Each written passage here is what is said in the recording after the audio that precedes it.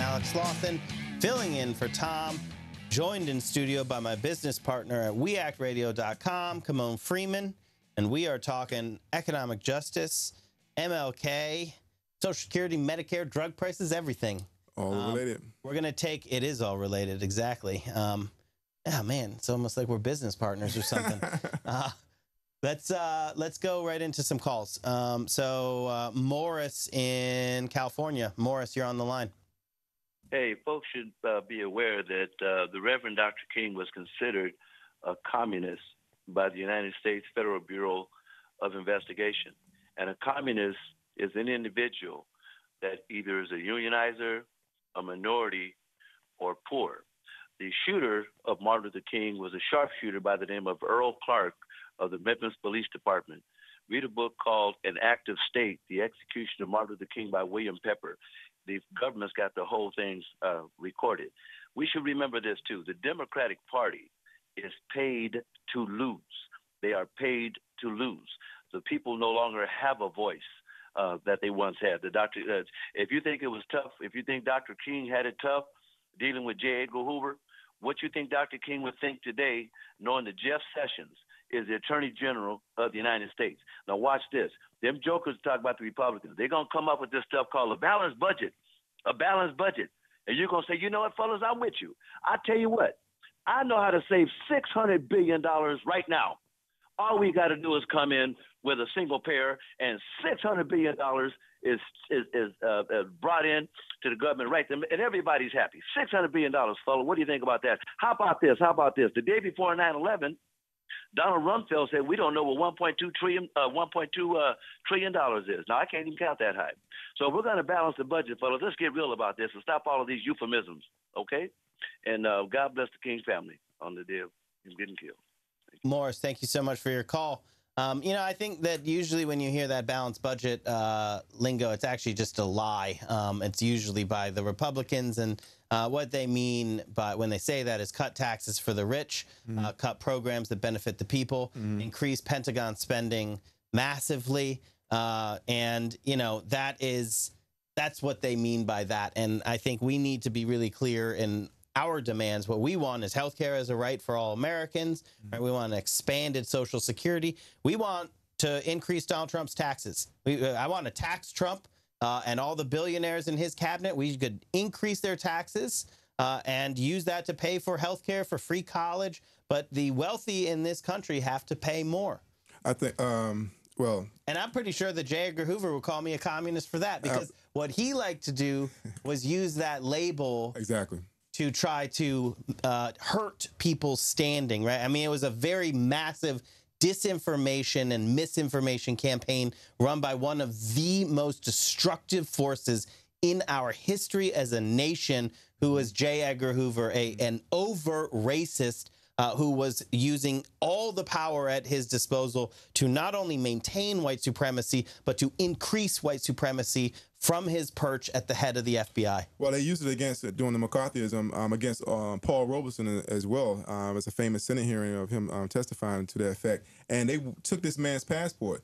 You would think that if he's a communist, they want him out the country, and they wouldn't let him leave the country. Why? Because during that time, American apartheid wouldn't allow him to perform anywhere. So that was their way of really making him suffer. So instead of him living the life of a star internationally, he was suffered and relegated to the status of a boy in America. And I want to go back to your caller. It's just so relevant how the King words are still relevant today, because we don't know what Martin Luther King said about Jeff Sessions, but we know what Coretta Scott King said about Jeff Sessions, and that's public knowledge now, and I urge your listeners to go and check that out. So here we are on the 50th anniversary of the speech. Keep going.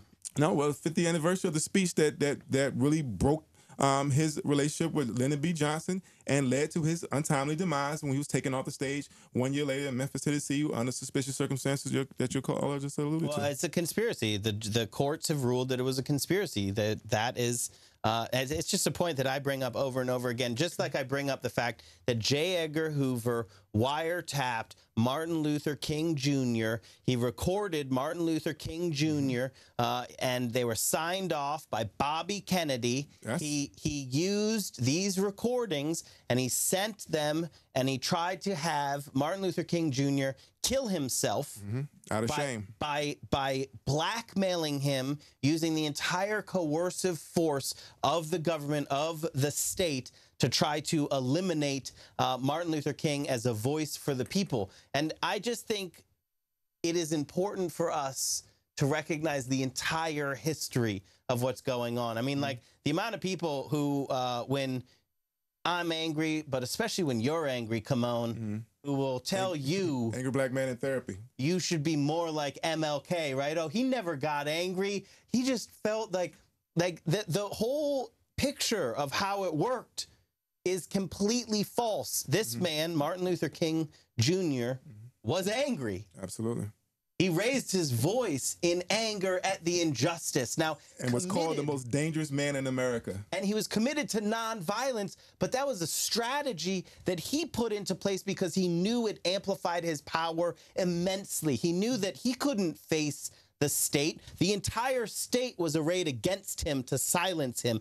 You can't fight the United States of America with violence, because guess what? You're going to lose. That's right, because you're talking about the greatest purveyor of violence, according to his words in the speech, Beyond Vietnam. And what he knew would win, but maybe he wouldn't see he could see it, but he'd never reach it.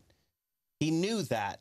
He predicted his own demise, his own silencing and assassination, that he would see the promised land, but never reach it, because he knew that truth-telling and the power that he built through this dedicated nonviolence was unstoppable, but it was bigger than just one person.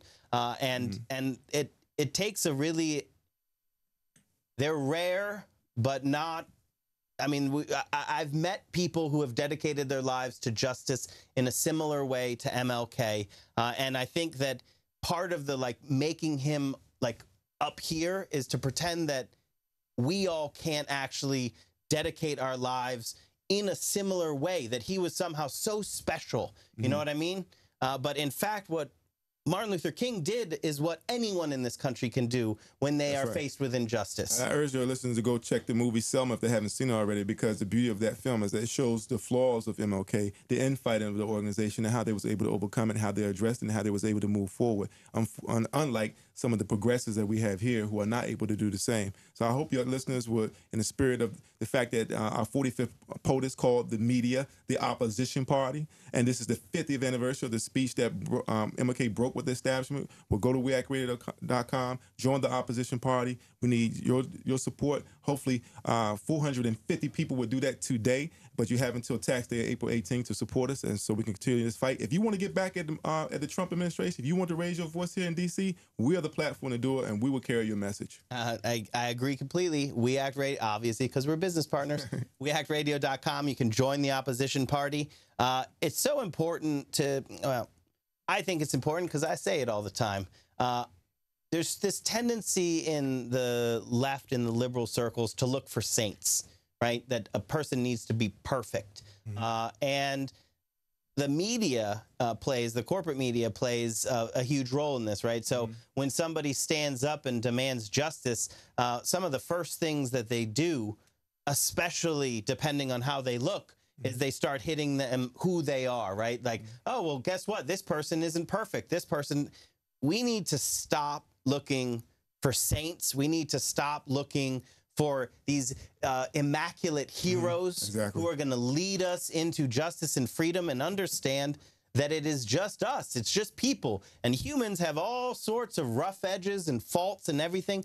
But the remarkable thing, and the truly immaculate and beautiful and unperishable thing, is the power that comes when we stand together. All the warts and bruises and brokenness and mends and everything, but when we stand together as a people and we demand justice, that is beautiful. Well, there's a 2006 FBI report. This is not the We Act Radio report, the Thom Hartmann report, or the Black Agenda report. It's the FBI report, 2006, that confirms that law enforcement has been infiltrated by white supremacists You don't hear that when the cops are killing people. You hear about the victim and their rap sheet. They put that out there, but you don't hear this. That is alluding to what you just mentioned. But I also like to say that there's two groups of people. There's a group of people who only have to agree on one thing in order for them to work together on that one thing. Then you have a group of people who only have to disagree on one thing and prevent them from ever working together on anything. And that is the Achilles tendon of the progressive community, and we need to overcome it. And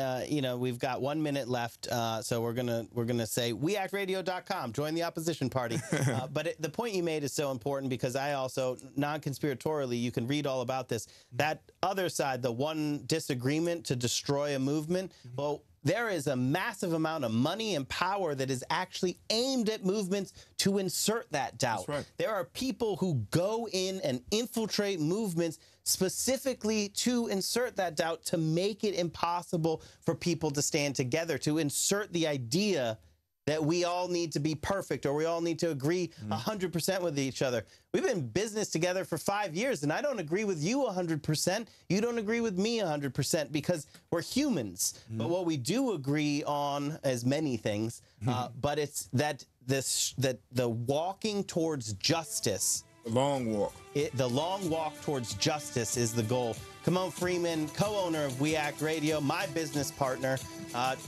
Help us continue to tell the truth. Help us continue to fight the power from the banks of the Anacostia directly into the halls of power. Join the opposition party at weactradio.com. Kymone, thanks for joining us. Thanks for having me. Rest in peace to Dr. Vincent Harding.